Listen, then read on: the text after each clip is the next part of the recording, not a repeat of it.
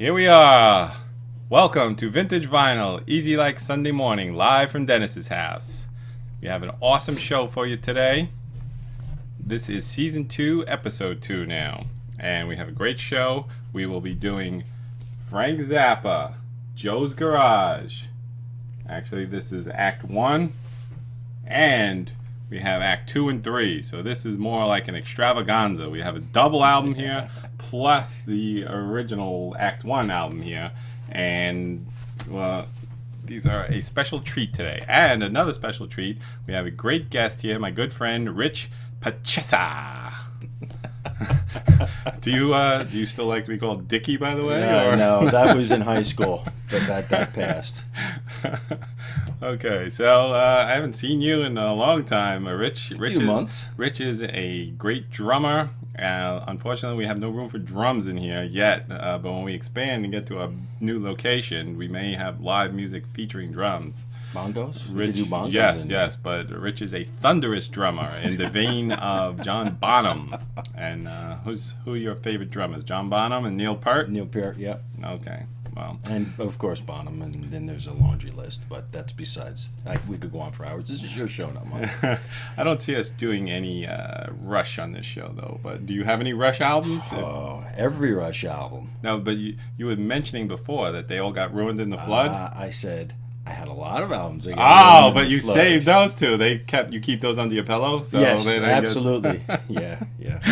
So you had all these awesome albums and everything got ruined except Rush? Except Rush, yeah. Those, I have them in my safe. In the vault. In the vault. Yeah, there you go, in the vault. So, show your cup, Rich. It's a tradition. Welcome to the show. Have some coffee here. First thing I want to do, we'll have a little intro music here. When I got a new batch of free records, old people love to give free records away, and I got a new batch of like all these great jazz albums. But as I was going through the collection of albums, I found this album, and I thought it would be quite interesting. It's called Whistling Midgets by... And I was like, oh my God, is this actually midgets on here? Will there be whistling? They're little people. What is this going to entail here? So I looked on the back here. This was released in 1981. And these guys do look kind of weird. They could actually be midgets or not. I'm not sure. A little funky. One of the guys looks like he's from Steely Dan. Yeah, right? And so I didn't know what to make of it. So let's listen to a little Whistling Midgets here. I wasn't expecting this at all, I gotta say. It was actually pretty good, smooth jazz, you know. It's by Collier and Dean, and they're pretty good. I never heard of them, but, you know, it made me start thinking, there must be a billion albums released over the last whatever, but since the beginning of time, and what percentage? This is a task I'm going to give you, Rich. Okay. That you're going to compile all the albums ever released, and you're going to give me a percentage of what actually was good and what we've heard of and all that stuff. So, when did they whistle? I don't know. I didn't hear actually any whistling, so I don't know. I wonder, you know what? I'll research the percentage of albums that have whistling on them. How about that? I think that's probably it. All right, that'll be good easier. Too. So, how was your New Year and Christmas? Oh, good, as always. Always? Stayed out of trouble. That's good. All good. When do I have to stop asking guests about New Year's and Christmas? Is that appropriate I think in June? This is the last weekend because it's we're at that 2-week mark, somewhere in and around there. Yeah, this would be the last weekend. I think I can go through January, because definitely in February I got to stop because that's when everyone breaks their resolutions. So I have to at least What was your resolution? Well, actually I do. I'm going to go on record and state my resolutions. This way, when I break them, you can all ridicule me, or you can keep me on track, whatever. That I am going to, 6 days a week, I'm going to be working out. 3 days a week kickboxing, the other 3 days at the gym. Sunday will be my day of rest. It's easy, like Sunday morning. Yes. My eyes are bad today. I might actually have to... They're probably the same as yesterday. What does that say? Is that side A or side B? The central scrutinizer. Is that side A? This is side A. That's correct. There we go. You know, I don't like when they do side A, side B. I prefer side 1 and side 2. But we'll have In to worry another about that. 20 years or so, you could do vintage digital and just hit the No, scan this button. is it. This is the Okay. thing. Remember, this is the beauty. Look, and it's a tradition too. You have to smell it. It's all nice Oh, and yeah, musty yeah. and all that stuff. I know I smell This the back. one. I know it looks like I'm kissing Frank. Does it smell good? Yeah, smells like vintage vinyl Yeah, to me. smells like 1979. So that's the beauty of the album. Look at all this stuff. With an MP3, you get nothing. You have inside. You got lyrics. You got a story here. You got pictures. You got naked ladies. Everything you ever wanted in one album. And then Not only this one. is a double album. Look at all this stuff in here. It's ridiculous. And the lyrics and everything. So, what else I want to talk about? Oh, I wanted to announce I hired a new executive producer for the show. Corey Muller. You may have heard of him. AKA Yes. Maestro? Yes. He used to work on the Phil Donahue show many years ago. And he's going to be my Freddie DiCordova. You remember Carson had his executive producer was Freddie DiCordova. And now I have my own executive producer. So, Interesting. yes. And I'm contemplating having a permanent sidekick. You may be in the running if you do a good job today. That doesn't mean I get kicked. It may be. Well, if it's going to be like a Carson thing, then you have to do like the the stupid Ed McMahon laugh. Yeah, so that was very good. So what else? Oh, I know. Now that I hired the executive producer, I'm thinking I need an intern because there's all this stuff boy. associated with the show, and I'm a busy man. I'm the talent. I shouldn't have to be doing all this engineering stuff and all this other stuff. So I want to get a high school, college intern who's going to like a communications high school or something like that, or for some sort of degree like that. They can learn all about the show business. And From you the could bottom. teach them based on your years of From experience, the right? bottom right up. But you learn how to use the microphones, you learn how to use the camera, you learn how to use the computer, editing software, uploading, all this stuff. It's good, maybe I don't know. But what does the executive producer actually do? And does Corey know that he's been? yes. Okay, I I'm know just he's talking. checking. He's the executive producer. What do producers do? I'm not really sure, but They produce. yes, he And he's in charge of the producers may- because he's the executive. and he may have to be in charge of the guests and all that stuff. He comes up with ideas. He already has some ideas. I don't know that I could let him loose yet, but we'll Look out, maybe Corey. at the end of the show I'll talk about some of his ideas or whatever.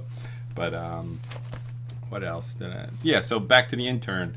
That you have college kids, college age Yeah, children. My niece went to the communication school in See? town. See, So there you go. She we would be have perfect for connections. this job. She could learn everything there is to know about the TV music business. Yes, you notice this show is the only show, I believe, ever that is a record review show, comedy show, news show, live music, variety, comedy, dance show. We haven't had any dancing yet, but we may. If you We feel could get inclined, there, yeah. we could do that. I moonwalked once until I pulled the hamstring. All right, so So when do we get to the news? news we'll get to in a minute. Okay. Let's play a little of the album now. See, that's what the executive producer will keep me on track, okay. get the format of the show, Got and that, the Corey? flow down, But now, this came out in 1979, Rich. How That's old were you correct. then? I was a youngster, as you would say. I was like in middle school, high school, something like that. That's the Central Scrutinizer. I have a megaphone in the other room if you would like to get that. So, Who played the part of the Central Scrutinizer? Frank Zappa. Okay, just checking, making sure. Now, there's a whole story behind this. This is actually a concept album. That's why it's 2 albums and Acts 1, Acts 2, and 3 and stuff. It's really a futuristic, simplistic story that takes place in the future. That's why I said futuristic. That they want to outlaw music. They want everyone to be the same. So they figure if they make everything illegal, everyone will be arrested and everyone will be a criminal and we'll all be equal. So this story starts out with Joe and it goes from there. But my favorite song as I'm sure is yours. It's not that. That's still a central scrutinizer. That's what the executive producer is going to do. Ah, there we go. Joe's Garage. That's sitting in the mug. Oh, wait, we're going opposite? No, we can't smash it. Okay. This is my favorite part. The guy was a genius. Yes. Frank Zappa was definitely a musical genius.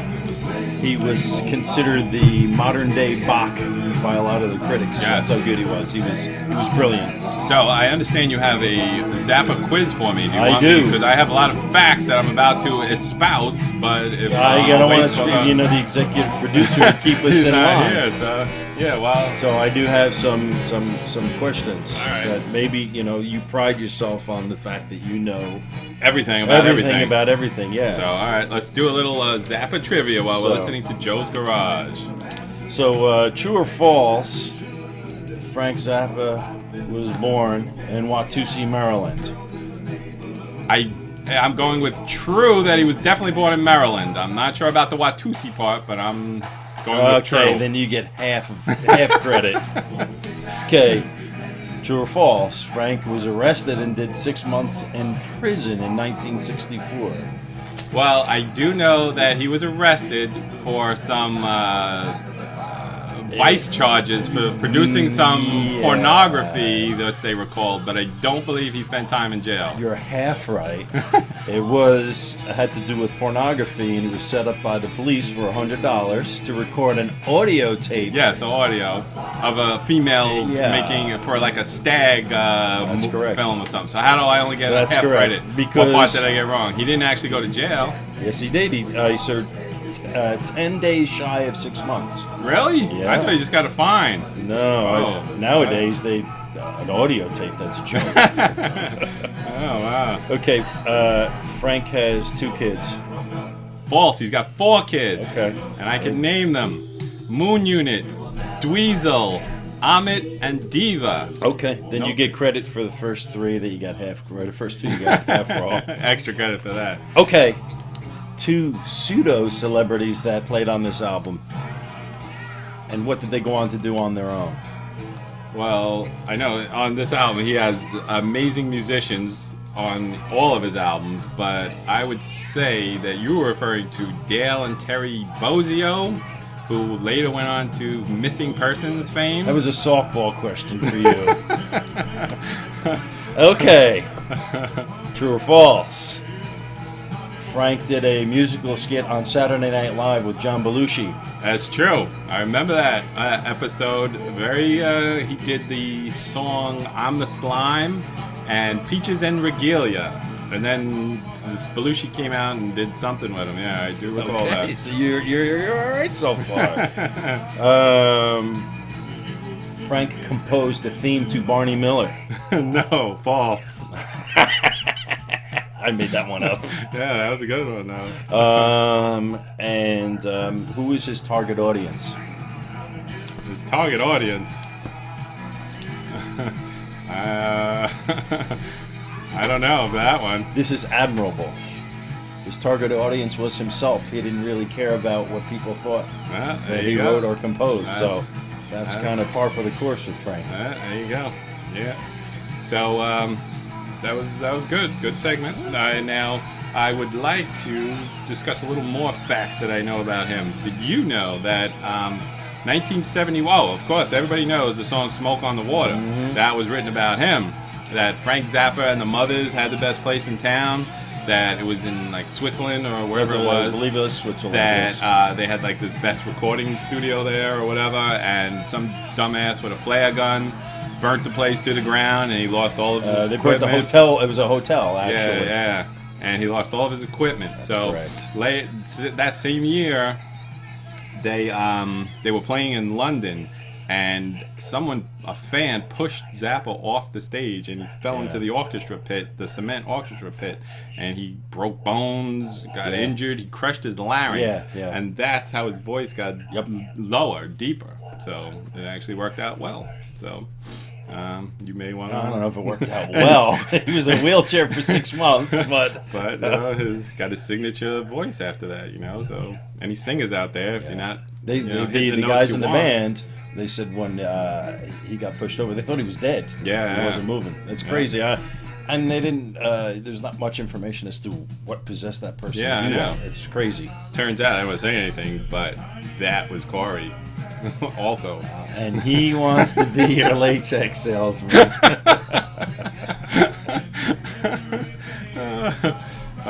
So that was Joe's Garage. We listened to the whole song. Oh my God! People interrupting the show again. Hello. This is why we need executive producer to keep people out of the show. The red light is on. What's up, bro? That's Little Boom here. All right, goodbye. See ya. They are going to church right now, and I don't have to go because I'm doing the show. Because I'm here, I got you out of church. Yes. See, this is one of the executive producers' ideas that we're going to record the show on Saturday afternoon now, and this way because I'm under so much pressure, you don't know. Because you want to go to church. Yes, exactly. Okay, so Saturday afternoon, you can record the show. You can do anything you want. You can edit all night. You don't have to worry about how long it takes to upload. And then, bam! Every Sunday morning, 9 a.m., the show goes on. See how that works? Must go on. Exactly. So I think that's actually a good idea. And we're looking for a bigger location and some more cameramen and cameras and things like that. We want to do a 3-camera shoot. This is called Catholic Boys. That's not true. Sure it is. This is one of my favorite songs. All right, before we get to the news, I'm going to actually get this. We're going to go to record number 2, Acts 2 and 3. But before we do that, I want to get to the news. The news story of the year. My reporter, I have a Cub reporter working for me, Lou Scoop Klubenspies. He works for the the Glen Gardner Gazette. He works for, and he broke this story yesterday. And I need to read this story. This is not a made-up story. I checked it. I had my people verify this, and that. Did you people verify people? I know this is only the second week of January, but this is the story of the year. No one's going to beat this story. I'm going on record as saying that. So, okay. Here we go. You ready? Brad Davis, 33, killed his stepfather in Oklahoma by giving him an atomic wedgie. Officers found the waistband of the stepfather's underwear hanging around his neck. Davis told authorities his stepfather made derogatory comments about his mother and then tried to attack him. Davis used the wedgie maneuver in self-defense. The cause of death was blunt force and asphyxiation. So I think you might be right about the story of the year. No way this is going to be beaten. And I'm trying to figure out the logistics of this. So, instead of, maybe this is like a new, they're teaching it in a karate class or something. It's the atomic wedgie move. So the guy comes at him, so you just like flip him around and put the, but he must have done it to have blunt force to the head.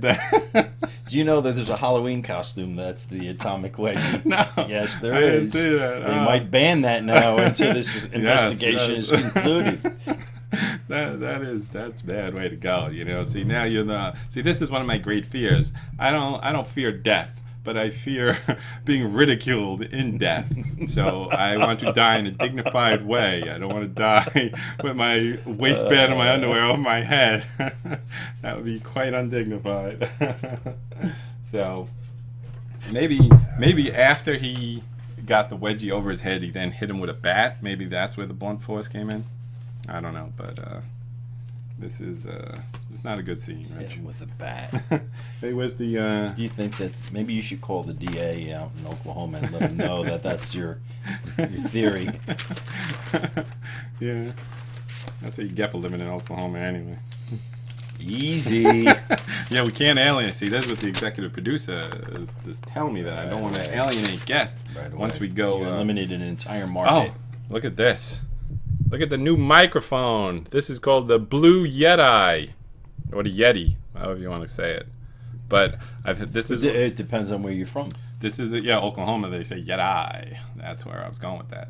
That the I was telling Rich before, I'm having so much trouble with all the audio and video, but I think I got it all down. Last week's episode was distorted because I had a crappy microphone. Can I say crappy? Yeah, that's okay. Yeah, we're okay with crappy. Rich also works There's for the actually FCC. fish called crappy, so we're okay. You say you were talking about the fish.